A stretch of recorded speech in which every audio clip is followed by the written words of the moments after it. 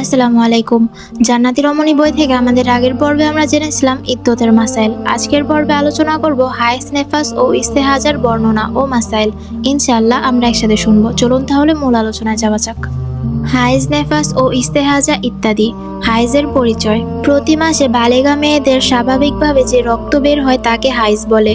কুরআন ও হাদিসে এই রক্তকে নাপাক বলা হয়েছে। সাধারণত 9 বছরের পূর্বে এই রক্ত দেখা দেয় না। 9 বছর বয়সের পূর্বে এ ধরনের রক্ত দেখা দিলে তা হায়েজের রক্ত বলে গণ্য হবে না, বরং ইস্তেহাজার রক্ত হিসেবে গণ্য হবে। অনুরূপভাবে 55 বছর বয়সের পর কোনো মেয়ে লোকের রক্তস্রাব দেখা দিলে তার রং যদি লাল অথবা কালো হয় তাহলে তাকে হায়েজ গণ্য করা হবে না, বরং সেটা ইস্তেহাজা বলে গণ্য করা হবে। অবশ্যই ওই মেয়ে লোকের যদি পূর্বেও হলুদ, সবুজ বা মেটে বর্ণের রক্তকে হায়েজ ধরা হবে। হায়েজের সময়সীমার মধ্যে লাল, হলদে, মেটে, সবুজ, কালো যে কোনো প্রকার রং এর রক্তকে হায়েজের রক্ত বলে গণ্য করা হবে। যখন সম্পূর্ণ সাদা রং দেখা দিবে তখন মনে করতে হবে যে হায়েজ বন্ধ হয়েছে। সাদা রঙের পূর্বে সব ধরনের রঙই হায়েজের রং। রক্ত বাইরে আসার পর থেকেই হায়েজের শুরু ধরতে হবে। রক্ত ভিতরে থাকার কোনো ধর্তব্য নয়। যদি তুলা দিয়ে রাখা হয় তাহলে যতক্ষণ পর্যন্ত বাইরে তুলার রক্ত দাগ দেখা না যাবে ততক্ষণ পর্যন্ত নিজেকে পবিত্র মনে করবে। যখন রক্তের চিহ্ন বাইরে ছড়িয়ে পড়বে অথবা তুলা সরিয়ে দেওয়ার পর রক্ত বের হতে শুরু করবে তখন থেকে হায়েজের শুরু ধরতে হবে।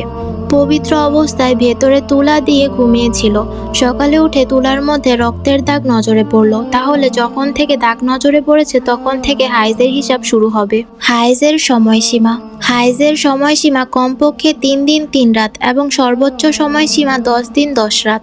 হায়েজের সময় অর্থাৎ হায়েজের দিনগুলোতে সর্বক্ষণ রক্ত আসা জরুরি নয়, বরং নিয়ম মতো রক্ত আসার পর অভ্যাসের দিনগুলোতে বা 10 দিন 9 রাতের ভিতরে মাঝে মধ্যে 2-4 ঘন্টা বা একদিন আধা দিন রক্ত বন্ধ থেকে আবার এলে সেই মাঝখানের সময়কেও হায়েজের সময় ধরা হবে।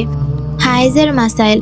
যেহেতু হায়েজের সর্বনিম্ন সময়সীমা কমপক্ষে 3 দিন 3 রাত আর সর্বোচ্চ সময়সীমা 10 দিন 10 রাত, অতএব কোনো স্ত্রী লোকের 3 দিন 3 রাতের কম রক্তস্রাব হলে তখন হায়েজের রক্ত বলে গণ্য হবে না, তাকে ইস্তেহাজার রক্ত ধরা হবে। এমনইভাবে 10 দিন 10 রাতের অধিক রক্তস্রাব হলে সর্বশেষ যে হায়েজ এসেছিল তার চেয়ে যে কয়দিন বেশি হবে সে কয়দিনের রক্ত হায়েজের রক্ত বলে গণ্য হবে না, তাকে ইস্তেহাজার রক্ত ধরা হবে। যদি কোনো মেয়ে লোকের জীবনে প্রথম রক্তস্রাব শুরু হয়ে 10 দিনের চেয়ে বেশি হয়ে যায় তাহলে তার ক্ষেত্রে মাসাইল হলো সে 10 দিন 10 রাত হায়েজ গণ্য করবে, অবশিষ্ট দিনগুলো ইস্তেহাজা গণ্য করবে। আর যদি এরূপ মেয়ে লোকের রক্ত বারবার জারি থাকে, মোটেই বন্ধ না হয়, তাহলে প্রতি মাসে 10 দিন 10 রাত হায়েজ এবং মাসের অবশিষ্ট দিনগুলো ইস্তেহাজা গণ্য করবে। 2 হায়েজের মধ্যবর্তী স্রাব বা পবিত্রতার কিছু মাসাইল। 2 হায়েজের মধ্যবর্তী সময়ের মধ্যে কমপক্ষে 15 দিন পবিত্র থাকার সময়, অতিরিক্ত কোনো সময়সীমা নির্ধারিত নেই। অতএব যদি কোনো মেয়ে লোকের 1 অথবা 2 দিন রক্তস্রাব দেখা দেয় আর 15 দিন পাক থাকে এবং আবার 1 অথবা 2 দিন রক্ত দেখে তাহলে মাঝখানের 15 দিন পাক থাকে, এবং আবার 1 অথবা 2 দিন রক্ত দেখে তার মাঝখানের 15 দিন পবিত্রতার সময়। আর এদিক ওদিক যে 1 বা 2 দিন রক্ত দেখেছে তা হায়েজ নয়, বরং ইস্তেহাজা, কারণ 3 দিনের কম হায়েজ হয় না। যদি কোনো মেয়ে লোকের 3 দিন 3 রাত রক্ত দেখা দেয়, তারপর 15 দিন পাক থাকে, আবার 3 দিন 3 রাত রক্ত দেখে, তাহলে পূর্বের 3 দিন 3 রাত এবং পরের 3 দিন 3 রাত হায়েজ ধরা হবে আর মধ্যকার দিনগুলি পাক থাকার সময়। কোনো স্ত্রীলোকের 3 দিনের কম 1 অথবা 2 দিন রক্তস্রাব হয়ে পুনরায় 1 অথবা 2 দিন পাক থাকার পর আবারও যদি রক্তস্রাব দেখা দেয় সবগুলোকে হায়েজ ধরে নিতে হবে।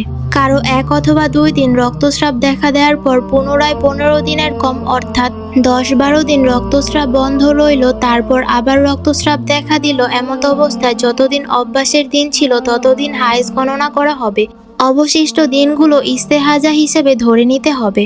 যদি কোনো মেয়ে লোকের 1 হায়েজ শেষ হওয়ার পর 15 দিন অতিবাহিত হওয়ার পর আবার রক্ত দেখা দেয় এবং সে এটা হায়েজ মনে করে নামাজ ছেড়ে দিতে থাকে আর 3 দিন 3 রাত পূর্ণ হওয়ার পূর্বেই সেই রক্ত বন্ধ হয়ে যায় এবং তারপর আবার 15-20 দিন কোনো রক্ত দেখা দেয় না, তাহলে বুঝতে হবে সেই রক্ত হায়েজের রক্ত নয়, কেননা 3 দিন 3 রাতের কম হায়েজ হয় না। অতএব হায়েজ মনে করে যে নামাজগুলো ছেড়ে দিয়েছিল তা কাজা করে নিতে হবে। 2 হায়েজের মধ্যবর্তী কয়েক মাস বা বছর পর্যন্ত যদি রক্ত দেখা না যায় তবুও পুরো সময়কে পাক ধরতে হবে। আলহামদুলিল্লাহ, আজকের পর্ব এখানেই শেষ করছি। যারা শেষ পর্যন্ত শুনেছেন তাদেরকে অসংখ্য ধন্যবাদ জানাচ্ছি। ইনশাআল্লাহ পরবর্তী এপিসোডে জান্নাতি রমণী বই থেকে আরো সুন্দর অংশ নিয়ে হাজির হব। ততদিন পর্যন্ত লাইক সাবস্ক্রাইব করে পাশে থাকুন। আল্লাহ হাফেজ।